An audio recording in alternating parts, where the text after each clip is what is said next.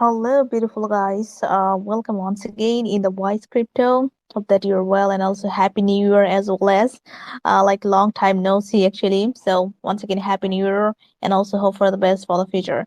So like as you know, like today we'll discuss more about the Taiko. So we're just waiting for our honorable guest. Hope that he will join soon. And also before that, you need to just stay tuned, us guys. So thank you everyone. Hello, everyone, and also I can see here our honorable guest is in this space. Hello, sir. Can you hear me? I can. Am I clear? Can you hear me? Okay, yeah, thank you, sir. I can hear from your side, no problem. And also, just get ready.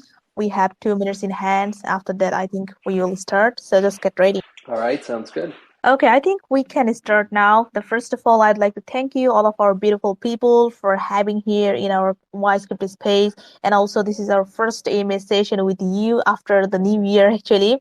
So, thank you, guys. Thank you, everyone, for having here. And also, like, just stay good and keep good for the future. And a happy new year once again. And also, sir, happy new year to you also. Thank you. Happy New Year.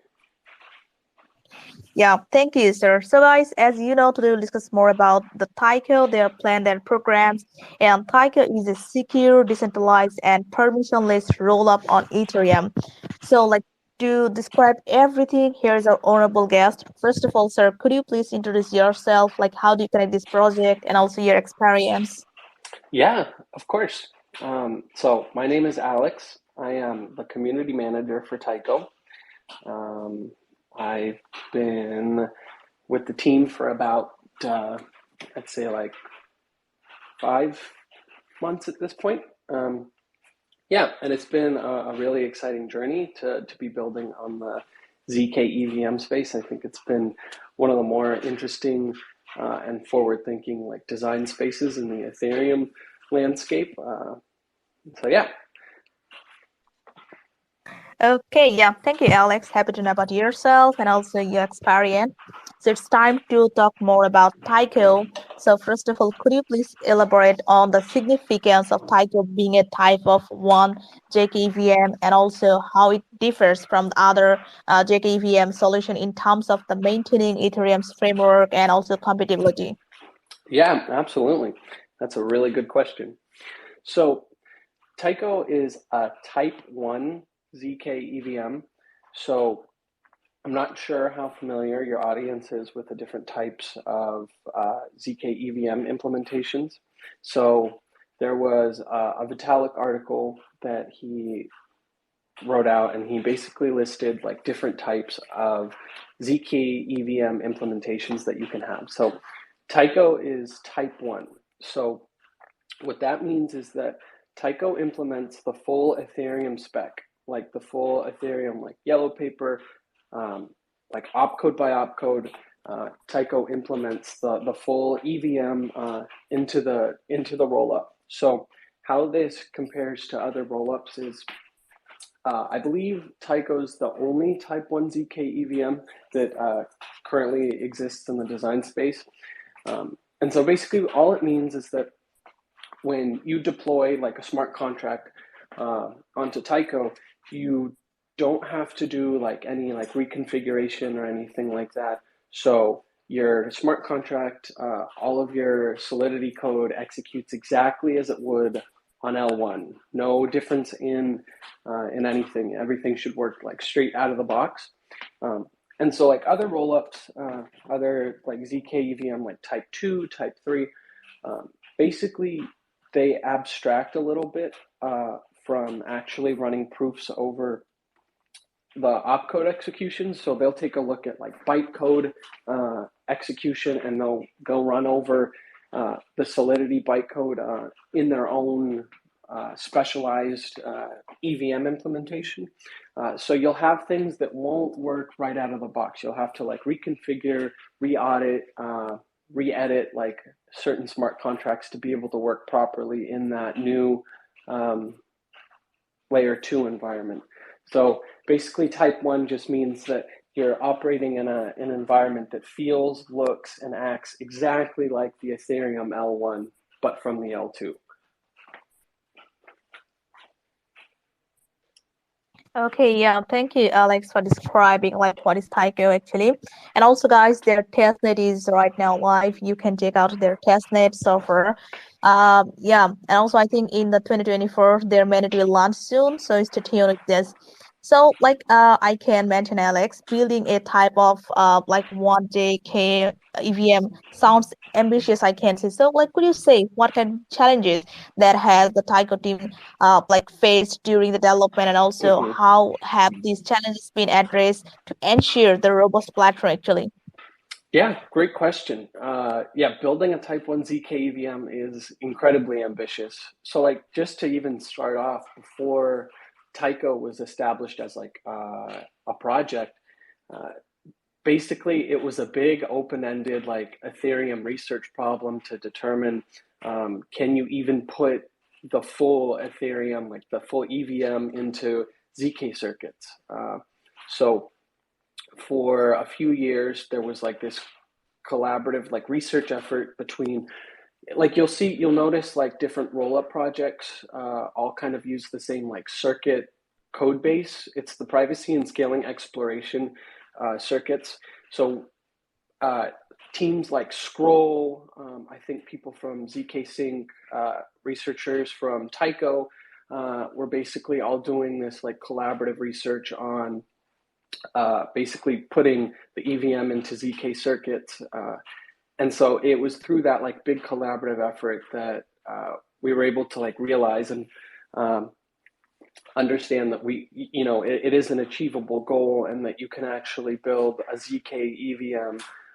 So basically, like, the difference with all of these projects is how they wanted to implement it. So because everybody's working with the same code base for like the ZK circuits, it's really all about like, okay, like how much of the EVM do you want to implement? Because there are some things that are harder to implement than others. So with Taiko being a type 1 ZK EVM, we're basically picking like the hardest route. Like it takes the longest to generate proofs for. You have to cover more ground. You have to cover more opcodes that are like ZK snark unfriendly. Um, so those were like really big challenges that we've had to like focus on. But through the evolution of Taiko throughout the testnets, there's been lots of challenges. Again, like with building like a based roll up, you have to start thinking about how your protocol is going to function in terms of like tokenomics. So tokenomics have been a really big open-ended problem, or not problem, but like an open-ended design space for our protocol. So our tokenomics mechanics has changed significantly from testnet to testnet. And basically the whole goal of that is to make sure that our proposers and provers are operating in a way that is both like permissionless, decentralized, and like everybody follows the rules. So with this last testnet, we've implemented a pretty finalized design for tokenomics of how things are going to look closer to mainnet. And another big thing, like another kind of like challenge that we've encountered with developing Taiko is the fact that there is sorry, this is, yeah, no, so with ZK proofs, they're a very new technology. So any new technology is kind of bound to have bugs, issues, vulnerabilities, things that we don't even know about, right? So we're all building our ZK circuits off of this one code base, the privacy and scaling exploration code base. And it's great. It's a huge collaborative effort, but it is one implementation of a proof. So a big thing that we're implementing in our next testnet, our A6 testnet, which should be launching here within the next week or so, is the based contestable roll-up design. So basically what that means is we're going to be testing out in our protocol a multi-proof system where you are no longer relying on one proof system to prove blocks. So basically, if there is a bug that's found in our ZK circuits for one type of implementation, that won't like stop our whole network, that won't halt the chain. You'll basically be able to contest an invalid proof with other proof types. So things like optimistic proofs, other ZK proof implementations, things like RISC, Zero, things like Powder, and then you can go all the way to having a fallback to like SGX provers. So basically, you have all these different implementations that most likely, like very, very, very, very unlikely that 4 or 5 different proof types will have the same bug in the same place that allows an attacker to exploit the same vulnerability. So that's like a really ambitious and big problem.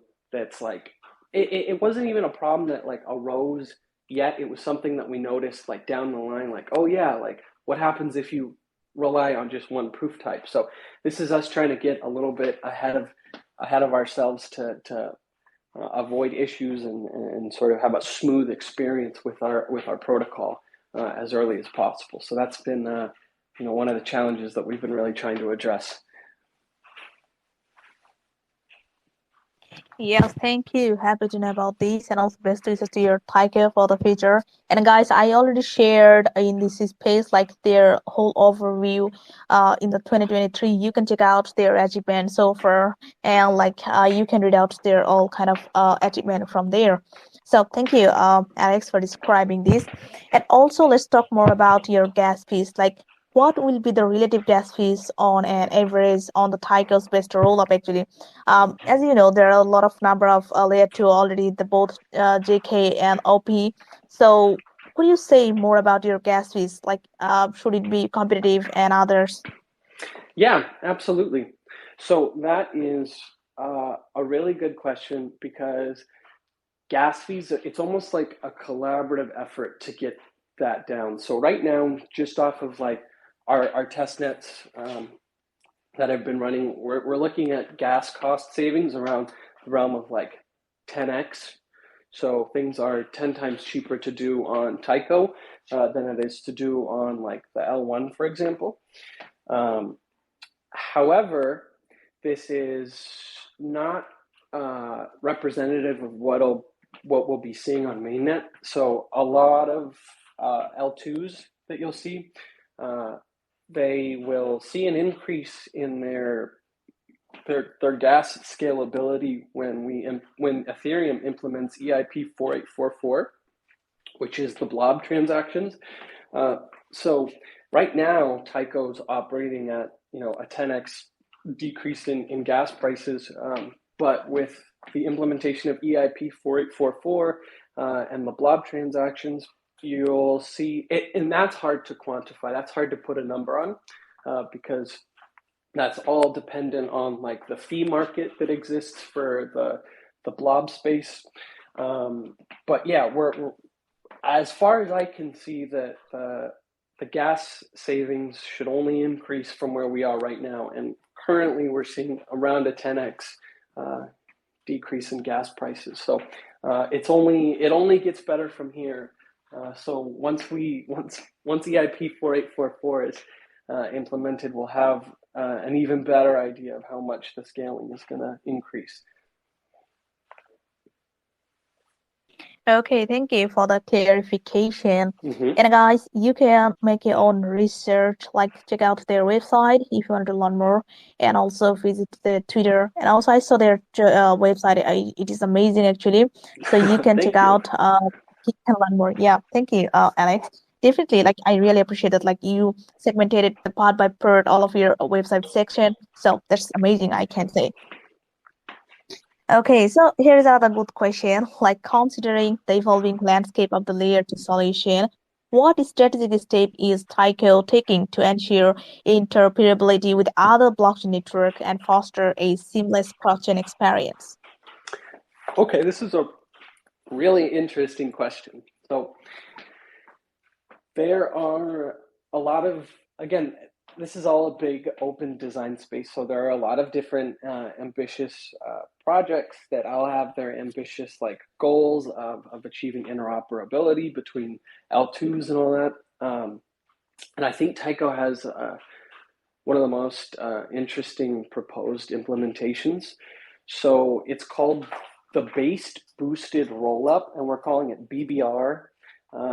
And it's this really interesting thing where basically Taiko will, from the L2, will be able to interact with contracts that are deployed on the L1. So basically, you, instead of having to like redeploy, like for example, like Uniswap onto Taiko, right? Like we launched Taiko as an L2, you move Uniswap over to Taiko on the L2. Well, now you've split the liquidity into two spots, right? You have it on like Ethereum L1 and you have it on Taiko L2. But now that money is like, it's half as capitally efficient as it previously was. So you're fragmenting liquidity. If you want to do like cross-chain transactions, you have to wait on consensus between the different L2s, which can vary from L2 to L2. So with the base boosted rollup design, basically what you're able to do is you're able to keep everything on L1 and continue to interact with it from the L2. So you utilize the cheaper block space, the cheaper transactions on L2 while still interacting with L1. So what this allows is it allows you to do more cross-chain atomic transactions between L2s if they all agree on a standard of what to look at. So you'll basically have a more native Ethereum L1 experience based between L2. So you won't actually even really notice that you're kind of transacting from an L2. The only thing you'll see is that your gas fees are way cheaper. So how this relates to like interoperability and like cross-chain like experience and all that is the fact that it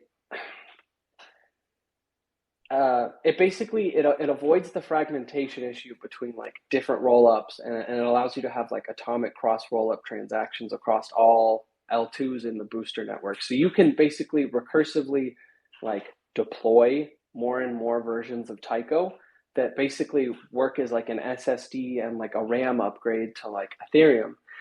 So you can have based off of this standard, you can have 100 versions of Taiko deployed as an L2, and they can all work seamlessly within with each other without the user actually noticing that they're using Taiko rollup number 40 compared to Taiko rollup number 2. So you'll be able to have multiple rollups all scaling Ethereum at the same time without a change in user experience, without people having to manually bridge and move all their funds over to another rollup.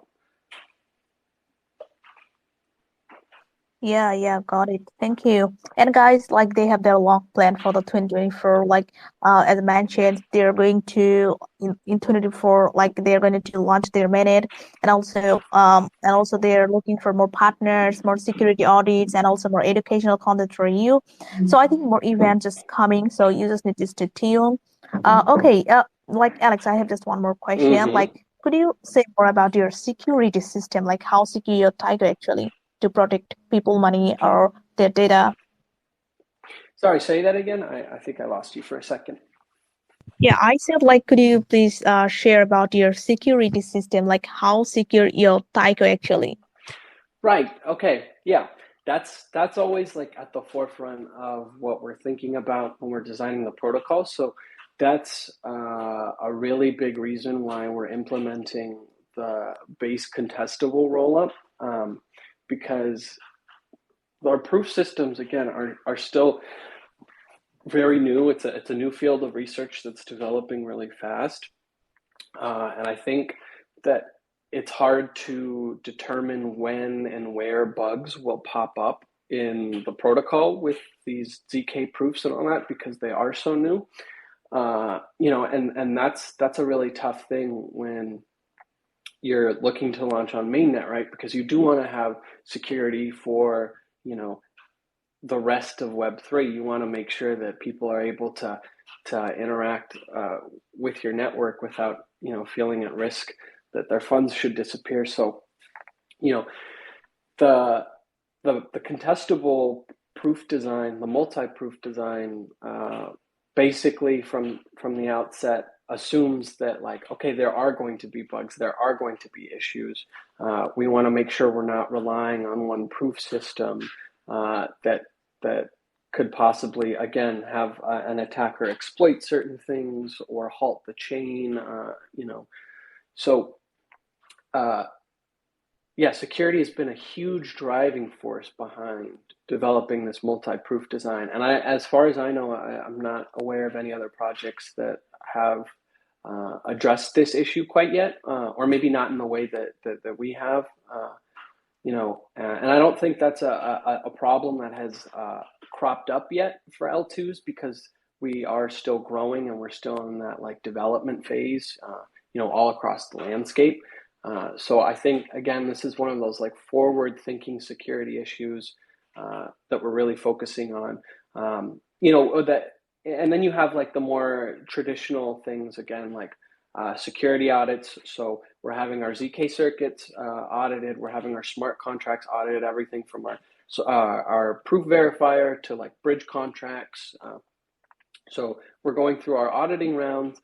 We're making sure that everything is as minimally designed as possible. So we're relying on as little dependencies as we need. Another part of like security, again, is just overall protocol design. So like with being a based rollup, Taiko doesn't have any trust assumptions about who can propose a block. Proposing a block is open to pretty much anyone, who has the ability to run the hardware, which isn't very difficult. So there isn't like a Taiko run proposer. So there's not like one central point of failure. Taiko basically utilizes L1 validators as our proposers. So what that allows us to do is it allows us to inherit all of Ethereum's security and the distributed validator set that Ethereum has built up to basically run our sequencer network. So we don't have, again, a central point of failure in terms of, who's operating our network. There's no Taiko's can't be compromised and then, stop, processing new blocks and all that.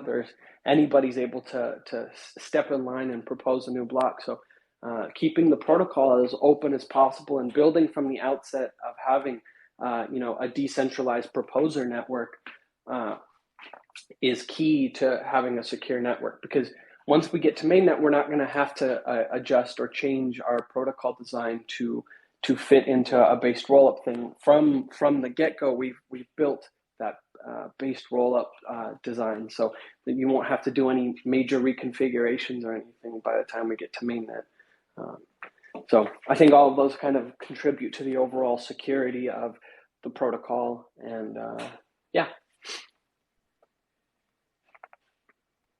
Okay, yeah. So guys, nothing to worry about their security system. Like they're putting more value on their security, so nothing to worry. And also, people get ready with your question. Like if you have any difficulties or any query, you can ask through the same station, and also you can ask after that there through their social media link like their Discord and so forth. So, like Alex, here is the last question before going to take some question from the community. Sure. So the last one is, for developers, they're looking to deploy existing Ethereum dApps on Taiko. So how seamless is the process, and also are there any specific features or tools in place to facilitate a small transition? Got it. Yeah, that's a really important thing, and a thing that we've really focused on a lot when developing the protocol. And it's why we've been so ambitious to build a Type 1 ZK-EVM. Being Type 1 allows the developer experience to be as seamless as possible. So it's exactly the same as deploying on Ethereum. Everything feels the same, everything acts the same, everything works the same. So you can basically copy, paste, and deploy on Taiko, and that's pretty much it. gone through several rounds of testnets, and we've had partners that we work with to do like community campaigns and ecosystem campaigns and things like that. And it takes sometimes like an hour for people to get everything up, ready, loaded, their whole protocol redeployed and set on Taiko. And I'd say an hour maybe sounds like a little too long. Again, it's usually just a quick like copy paste deploy. And things work right out of the box. You don't really notice much of a difference. You don't need any special tooling or anything specific to do it. You can just, from your terminal, from the Explorer, however you want to upload your contract, you're able to, and it's a seamless transition once you get to Taiko. Yeah, I think that's just a major feature of the Type 1 ZK-EVM. Yes, thank you. Thank you for this. So, like, it's time to take some question from community. So, like, people are waiting to ask you some question. But before going to take some question, like, anything else, any important news you wanted to share before going to the another session? Oh, anything I'd like to say? Yeah, like an important news you wanted to share with us. Oh, yeah, of course. So, with the start of the new year, we've been spending a lot of time really working and developing. So we do have our Alpha 6 testnet that should be launching here within about a week or so. And with that, we're launching, quite an interesting collection of like community and ecosystem campaigns. So people can participate, get on board, and try out cool, fun things that people can build on scaled Ethereum. So we'll have announcements about that. We'll make sure to put announcements out on our Discord, on our Twitter. We'll make sure that when we're launching everything. But yeah, that should be a really interesting thing for people to participate in. This testnet is like a foundation for our protocol when we get to mainnet.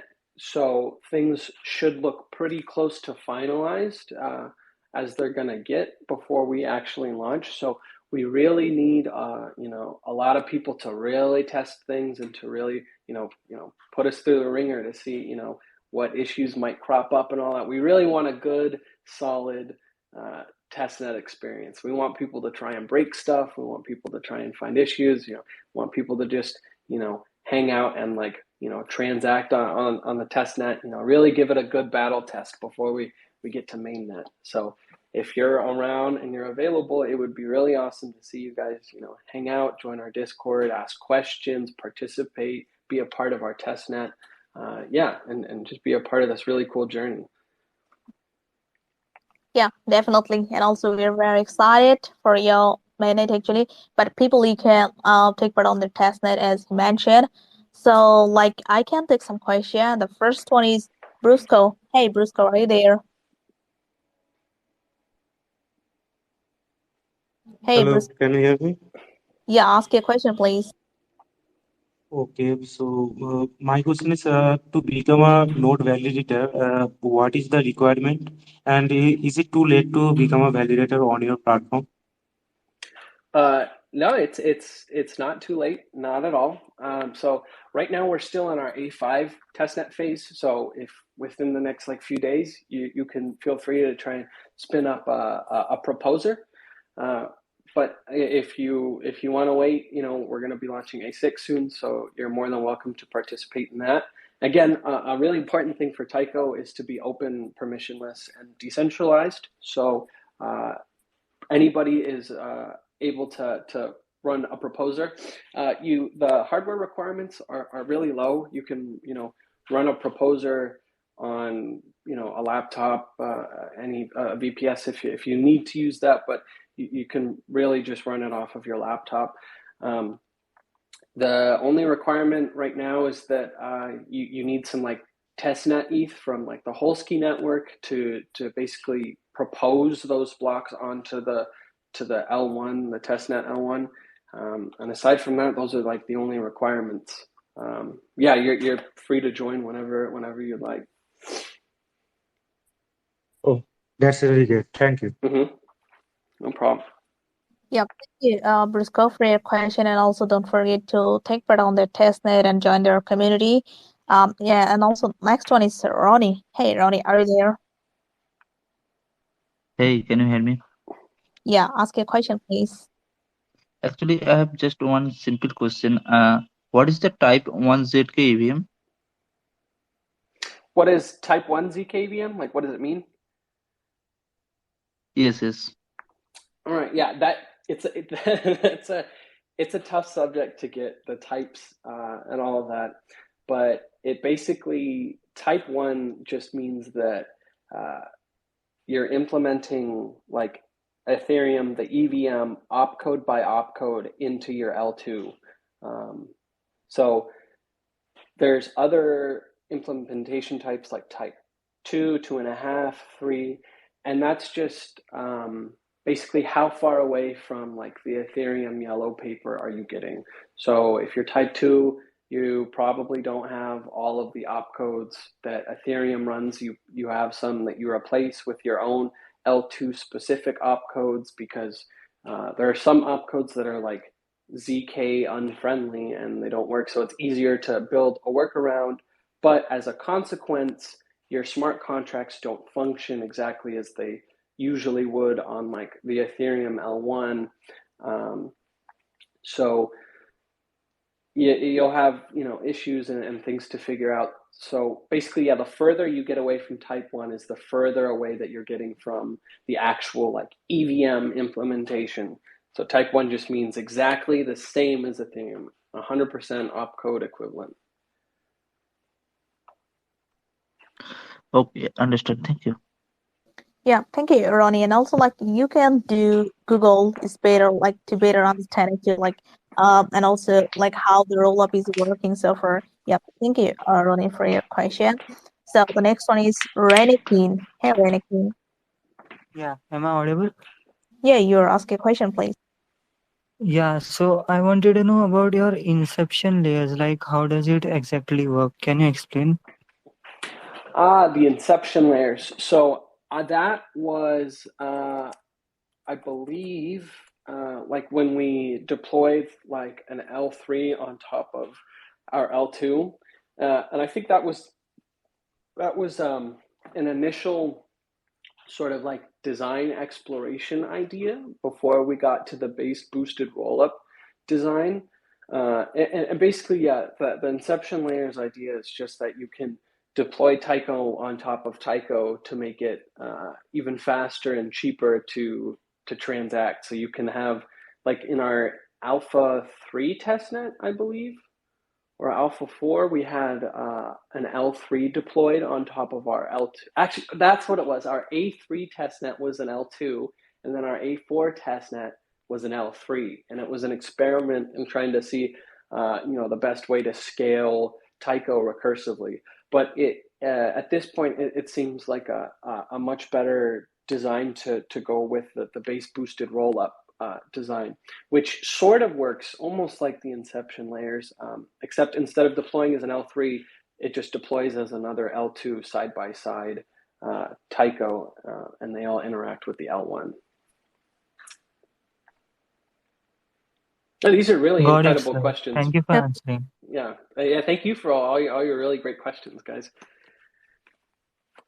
Yeah, thank you, Renikin, for your question. So Spark. Hey, Spark, are you there? Hey. Yeah, ask a question, please. Okay, so my question is, what is the difference between layer 2 and layer 3 in Taiko? Right. So that's, yeah, it can get a little confusing with like L1, L2, L3. When we deployed the L3 on top of the L2, functionally they're the same. It's just that when you basically deploy a rollup on a rollup, it gets a lot cheaper to do anything. So you just have more and more scaling. But there are other things that kind of change the way that the chains operate and the protocol works. But Fundamentally, they're exactly the same. It's just Taiko deployed on top of Taiko. It's just, yeah, an L3 is deployed on an L2. But yeah, there's nothing too special about it. There's some use cases for like an L3 that are being explored, like specific app chains or gaming chains and things like that. But yeah, right now there's not really much of a difference. It's just where you deploy it.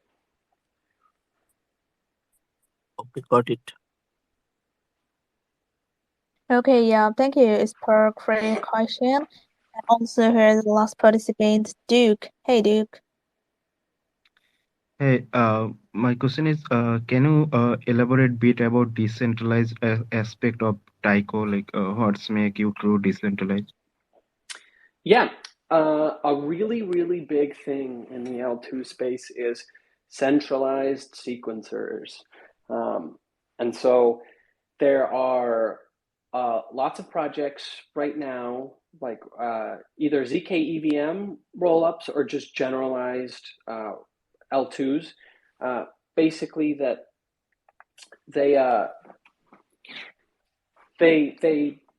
you like as a project they have sequencers like what a proposer is to Taiko. So whoever's building and proposing like these new blocks, most of the time that's run by either a committee that like these projects select, or they're like whitelisted entities that have been like in the community and all that.